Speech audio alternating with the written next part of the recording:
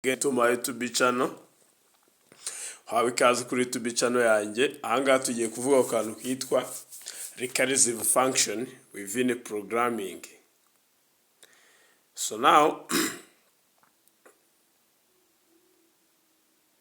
ubundi iyo bavuze recursive function ni function yikora inzu ubwayo, nicyo bita recursive function.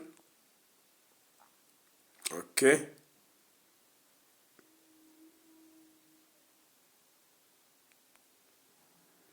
So now turabanza dusibe ibingibi byari birimo hano.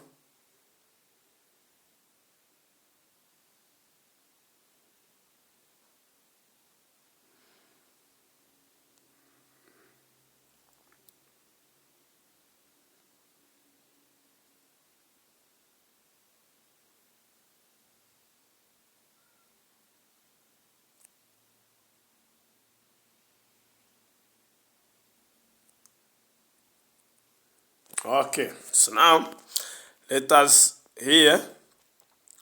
define a function here. Function declaration here. So then when to defining a function yitwa int, for example int addition here. Turashiramo parameters int a, int b. Yeah, you see. So now we can define a function immediately. And to defining a function.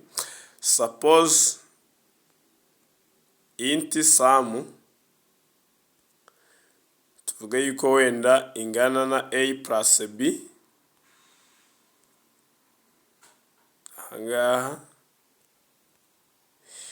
So then a function should return something. Let us return this sum here.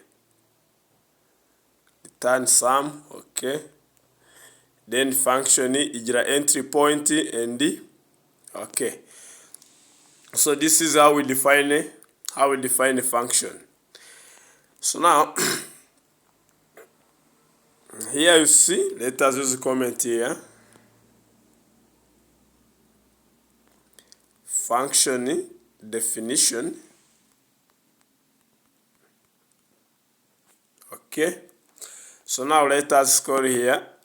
Tushiremo main function nkuko tubizi buri program yose ugomba kugira main function.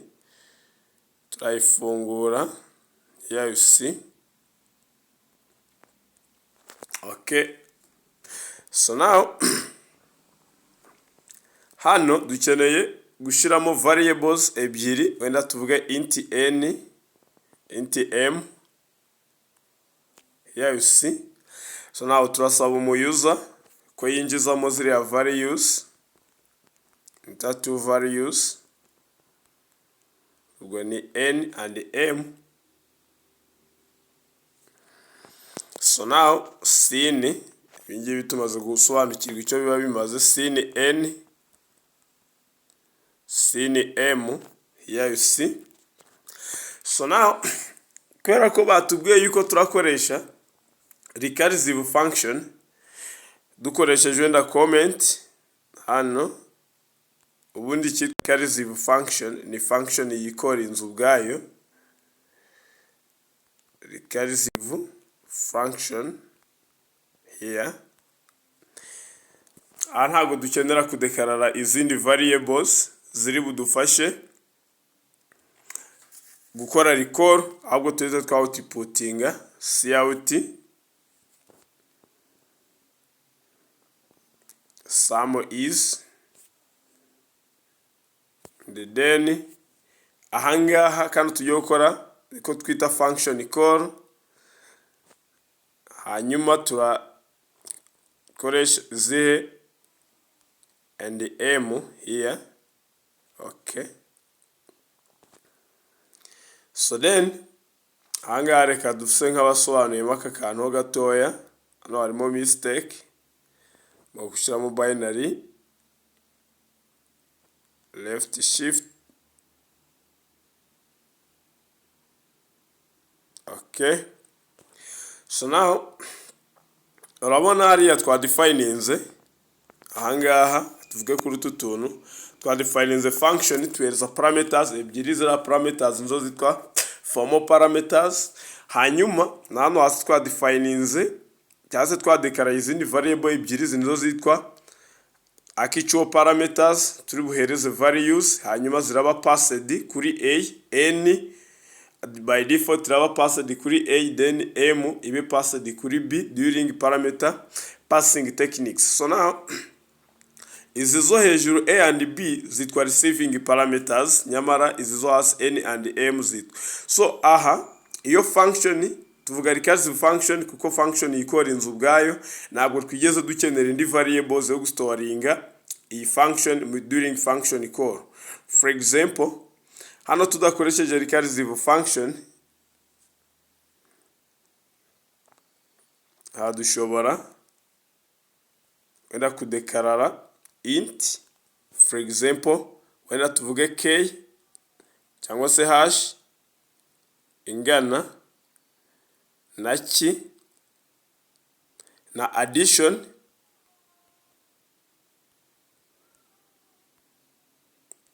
ya n and m, then niko dushobora kwita function call here, function call. Ariko kuko twebwe turi kudiringa na recursive function we call function itself, function ubwayo niyo iri hano muri output. So now let us learn to see. But aka int equal addition ntago ni function ikora ariko ntago ari recursive. Twebwe recursive function ingiri hano hagati muri output statement. Reka turaninge turebe niba nta kosa ririmo.